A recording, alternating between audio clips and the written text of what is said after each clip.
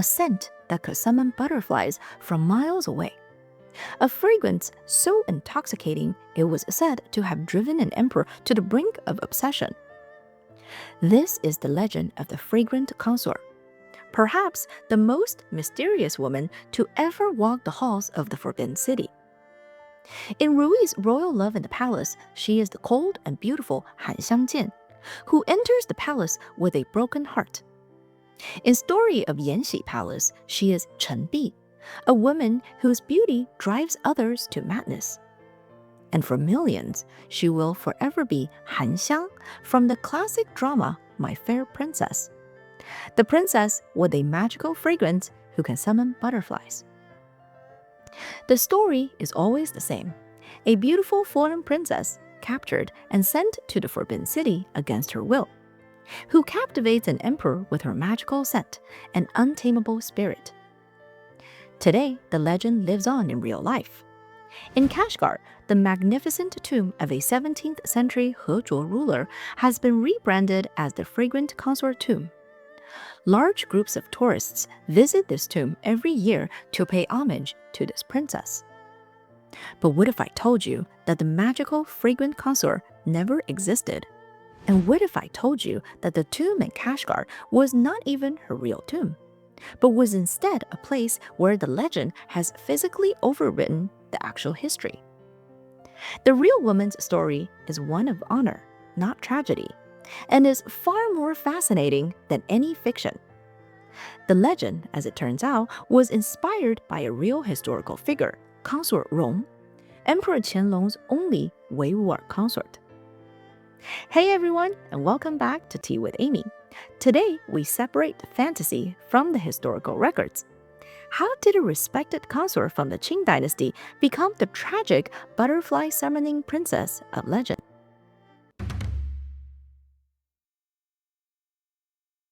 Let's start with the legend. The legend of the fragrant consort doesn't start in the Forbidden City. It begins a world away, far to the west, in the desert oasis of the Tarim Basin. Here in the 18th century lived a Wei Wu'er princess of stunning beauty, a woman some sources call Yipa Han. More remarkable than her face was her scent. From birth, her body was said to produce a natural, intoxicating fragrance like sandalwood and desert flowers, a scent so powerful that butterflies would flock to her wherever she went. She was married to a chieftain of the He Zhuo clan, Huo Jizhan. This was a man who would lead a rebellion against the authority of the Qing dynasty. When Emperor Qianlong sent his grand army under General Zhao Hui to fight the uprising, the rebellion was crushed. In the aftermath, the beautiful princess, now the widow of a defeated enemy, was taken as a prize of war. The long journey to the capital was a prisoner's march. But even on this journey, it was said that she bathed in fresh camel's milk every day of the long journey, a ritual to maintain the mysterious fragrance of her skin. When she was finally brought before the emperor in the Forbidden City, he was spellbound. He saw her beauty, he smelled her impossible fragrance, and he was determined to have her. But when he showered her with titles and gifts, she met his every advance with icy contempt, her eyes burning with the memory of her lost homeland. The stories say she kept a dagger hidden in her robes, a constant symbol of her resistance, and vowed to her attendants that if the emperor ever forced her, she would take both their lives. The emperor was driven by an obsession to win her heart. If she missed her home, he would bring her home to her. Outside her window, he constructed a mosque for her to pray in, and even a miniature bazaar, hoping the familiar sights and sounds would melt her heart. He also famously built her a luxurious private bath chamber in the Turkish style. He even constructed a special tower, the Baoyue Lou, where she could gaze out in the direction of her distant home. But nothing worked. She would stand in her new mosque and pray for her lost family. She would look out from her tower and weep for the home she would never see again. This standoff continued for years. until the Empress Dowager saw the foreign consort not as a romantic prize, but as a mortal danger. She feared the woman's unyielding hatred was a threat to her son's safety and the stability of the throne. One year, while the emperor was away from the palace to perform the sacred rites at the Temple of Heaven, the Empress Dowager summoned the fragrant consort to the Palace of Compassion and Tranquility. There, she gave the consort a choice: submit to the emperor or submit to death. The consort chose death. She was granted a silken cord and took her own life. When the emperor returned, it was too late. He was overcome with grief, but he could not defy his own mother. In a final act of love, he decreed that her body should be returned to her homeland. For 3 years, a grand procession carried her coffin across the empire back to her home in Kashgar, where she was laid to rest in a magnificent tomb that stands to this day. It remains a timeless monument to a tragic, impossible love.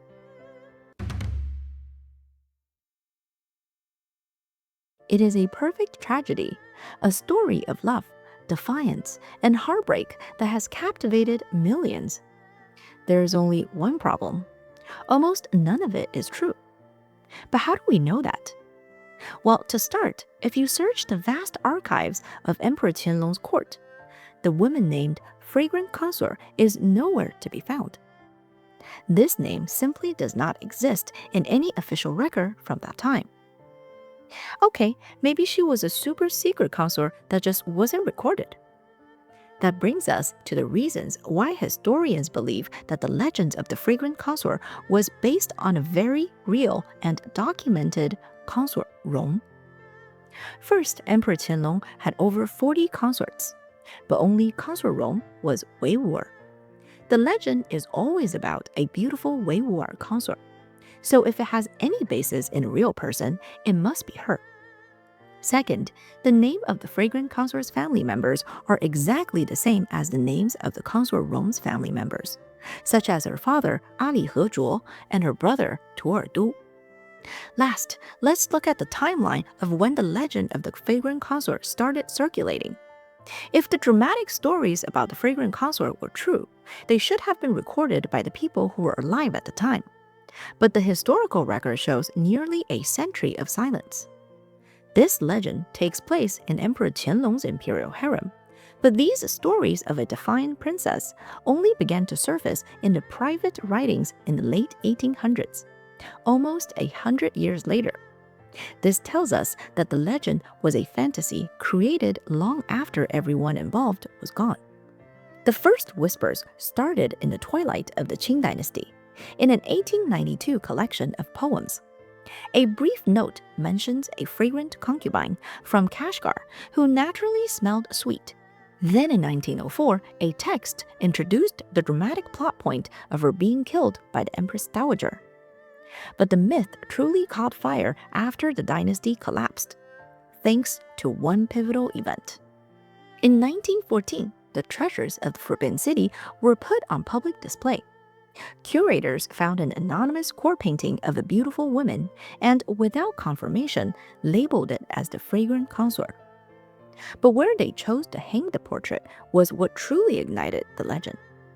It was placed in a hall called Yude Tang, which translates to the Hall of Bathing Virtue. The public immediately connected the dots. A mysterious foreign beauty, a hall with bathing in its name. And just like that, the story of a fragrant princess with her own private, luxurious bath chamber was born. This 1914 museum display was only the beginning. Over the years, several different paintings have been claimed to be the real fragrant consort. The most famous of these is a striking portrait of a woman in European-style armor.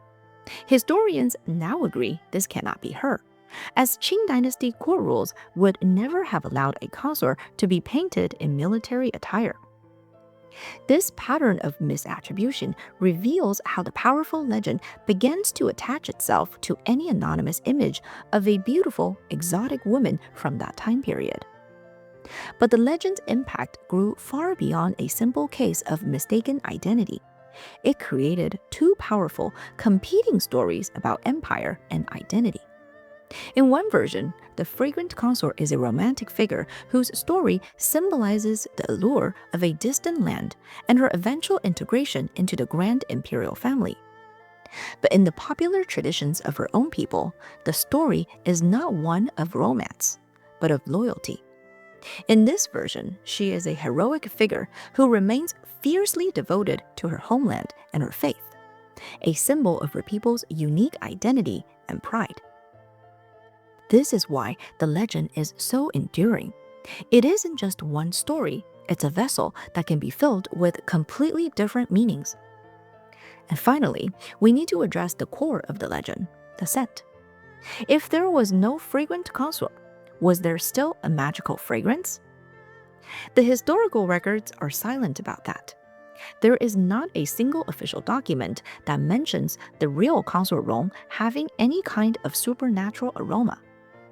Modern theories have tried to find a logical reason for this magical story. Perhaps she carried sachets of sanday flowers, or had a unique scent from a lifelong diet rich in sheep's milk. So, if the defiant butterfly summoning princess was a fantasy born from a museum era, who was the real woman? To find her, we must leave the world of legend and enter the official court records of the Qing dynasty.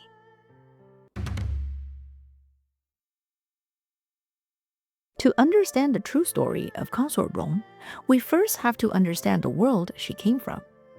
Her home was not a unified country, but a collection of oasis city-states in the Tarim Basin known as Huibu. For centuries, this region was a vital crossroads of the Silk Road, and political power was fiercely contested. For Emperor Qianlong, this distant, fractured region was a major strategic concern. It represented the unstable western frontier of his massive empire. Leaving it uncontrolled meant risking a resurgence of his old enemies, the Zhungar Mongols, who could use the region as a base to attack China. Control of Huibu meant security for the empire's borders and control over lucrative trade routes. By the 18th century, the dominant force in Huibu was a powerful holy lineage founded by an Islamic saint, whose descendants were known as the He Zhuo. This family became the religious and political nobility of the region. But the He Zhuo themselves were split into two rival factions who had been locked in a bitter struggle for generations: the White Mountain faction and the Black Mountain faction. On October 11th, 1734, Lady He Zhuo was born into the powerful White Mountain faction. While most records cite this date, some sources point to the following year, and sometimes a different date. In Qing Dynasty records, she is referred to as belonging to the Hui tribe, which was a general term the court used for all Muslims in the region. The specific ethnic distinction of Weiwur would only be officially recognized by the government much later. Shortly before our story begins, the White Mountain faction had defeated their rivals and seized the control of the region. Consort Rong's family were influential leaders within this victorious White Mountain faction. However, victory did not bring unity. Even within the White Mountain faction, there were bitter internal rivalries. In 1757, this family feud erupted into open war. Two brothers from one branch of the family, Bolo Nidu and Huo Jizhan, launched a rebellion to seize the total control of the region and defy the Qing Dynasty Empire. This rebellion put Consort Rong's branch of the family in an impossible position. Their choice wasn't simply to betray their faction, it was to pick a side in a family civil war. They chose to ally with the Qing Dynasty to defeat their own rebellious relatives. And this was no passive declaration. Tu Erdu and his warriors actively joined the Qing Dynasty forces, helping them hunt down the rebels and pacify the region. They chose to be the architect of the new order rather than casualties of the old one. When the rebellion was finally crushed in 1759, the contrast between the two sides of the family could not have been more stark. The rebel leader was defeated and killed, But Tu Erdu and his family were summoned to the capital, Beijing, not as prisoners, but as honored guests of the empire. They were celebrated as heroes and loyal allies of the throne, and the emperor showered them with titles and rewards. And in February of 1760, as the ultimate gesture of this new and powerful alliance, Tu Erdu's 26-year-old younger sister was presented to the Qing dynasty court. She was a living symbol of her family's loyalty and the successful unification of the western frontier into the Qing dynasty empire. When a new woman entered the Forbidden City, there was a standard process. She would typically start at one of the lowest ranks, like attendant, and be sent to the palace of a senior consort to learn the complex rules and etiquette of Manchu court life. Lady He Zhuo's arrival in 1760 followed this custom, but with a distinct mark of honor. Records show she was sent to learn the rules directly in the palace of the highest-ranking woman in the harem, Empress Nala herself. And when this period of instruction was complete, she did not start at the bottom. She skipped the lower ranks entirely and was immediately granted the title Noble Lady He. The character for her name, He, meant harmony, a clear signal of her important diplomatic role. Her high status was further cemented by what the court saw as a sign from heaven itself. According to the Qing Palace Register files, the imperial palace's southern lychee trees had struggled for years in Beijing's harsh climate. But right after the appointment of Noble Lady He, the trees suddenly burst forth with over 200 fruits. The court took this as an auspicious omen, and the Empress Dowager in particular saw Noble Lady He as a woman of great fortune, shaping her entire career. This honored diplomatic arrival is very different from the portrayals in the C-dramas, where she is usually forced into the imperial palace as a heartbroken, hostile, and tragic woman who causes chaos within the harem. Instead, she entered a complex and established world.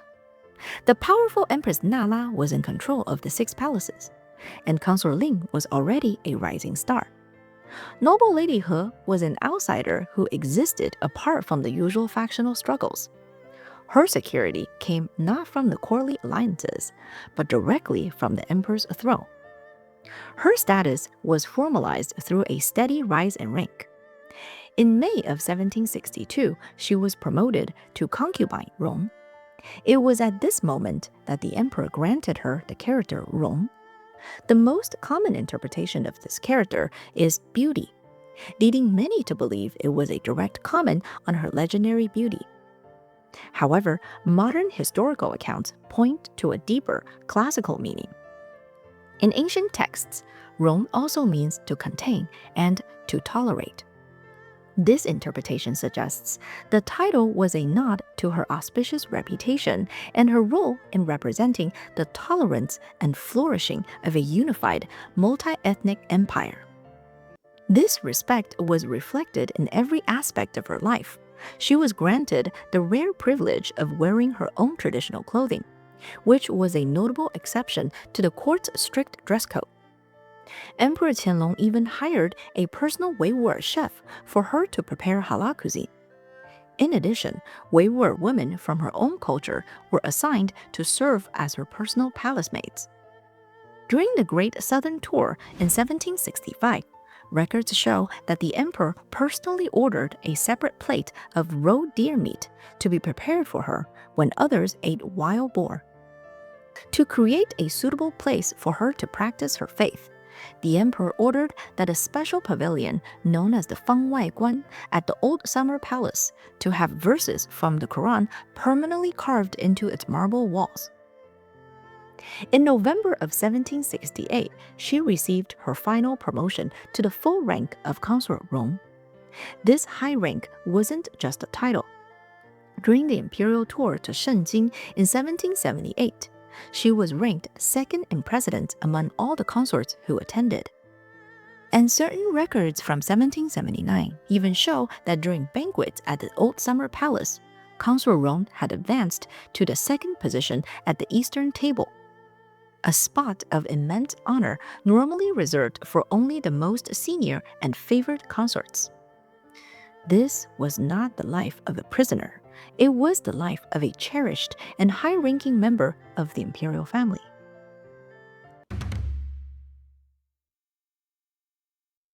For nearly 3 decades, Consort Rong was a cherished presence in Emperor Qianlong's imperial harem.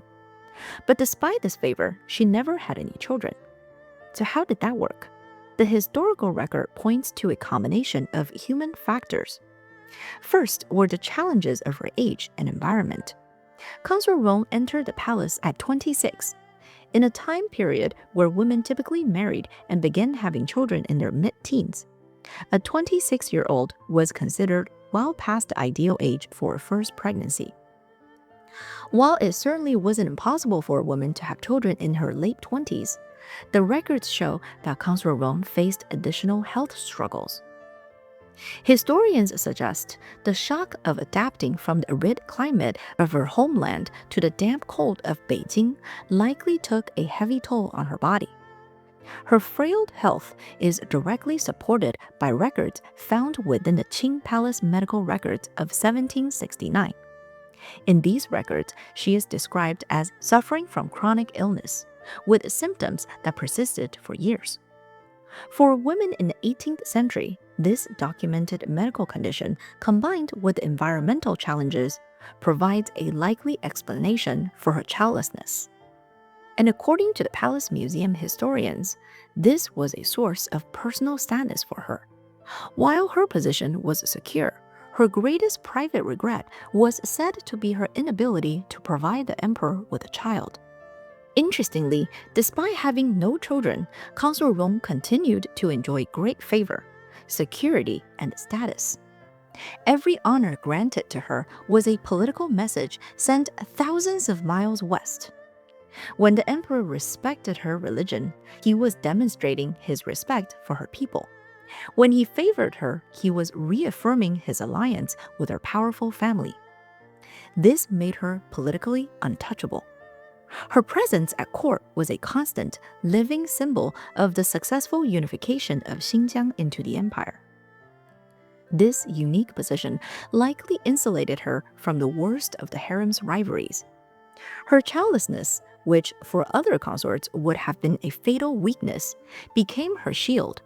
It allowed her to exist outside the vicious succession battles, occupying a role that was part wife, part diplomat. Her status was secured not by the heirs she might produce, but by the loyalty and stability she represented. Consort Rong lived out her days in comfort and high status, but her health never improved. On May 24, 1788, she passed away from her long illness at the age of 53. In the memorial on Consort Rong's belongings, we see Emperor Qianlong's personal and profound grief. He wanted to ensure her memory would live on within the palace walls. To do this, he ordered that all her personal belongings, from jewelry to robes, be carefully distributed among the other consorts, princesses, and even palace servants. In this way, a part of her would always remain with them. The grieving emperor then ordered her to be buried with all the honors befitting her rank. According to the veritable records of Emperor Gaozong, she was not sent back to Kashgar. Instead, her body was laid to rest in the Imperial Consort Cemetery at the Eastern Qing tombs. Unfortunately, her tomb, like many others in the Eastern Qing tombs, was desecrated by grave robbers in the early 20th century. Then in 1979, during restoration work, archaeologists opened her tomb. The legend of the fragrant consort was about to meet the reality of modern science. Inside, they found her coffin, its surface still bearing a golden inscription in Arabic from the Quran. But the coffin itself revealed another secret. It was a single-layer sarcophagus, lacking the traditional Manchu inner coffin. This was a deliberate choice, a final act of respect for her faith, mirroring the simpler Islamic burial traditions. They also found her remains, including a long braid of graying hair, Analysis of her skeleton revealed a remarkable fact. She stood approximately 167 centimeters, or nearly 5'6", a strikingly tall and elegant woman for her era. But the most exciting find came when scientists used her skull to attempt a facial reconstruction. Many historians found that the reconstruction revealed a woman with delicate features and a noble air. In the end, we're left with tales of two women, one who never existed and one who was almost forgotten. The Frequent Consort is a legend of tragedy, a story ending in heartbreak and death. The historical consort Rome was the opposite, with a life of honor, privilege, and peace. But for over a century, the tragic fantasy has been told more often and more loudly than the stable reality. It leaves us with a fascinating question. Why are we so drawn to the myth? Why do we often prefer the beautiful, broken captive over the successful, honored diplomat? Perhaps the enduring legend of the Fragrant Consort says less about the woman who actually lived and more about the kinds of stories we love to tell. Let me know what you think in the comments, and if you enjoyed today's topic, don't forget to like and subscribe. And if you want to support this channel and help me uncover more fascinating stories from Chinese history, please check out my membership. Thanks for watching again. I'll see you in the next one. Stay curious, stay magical.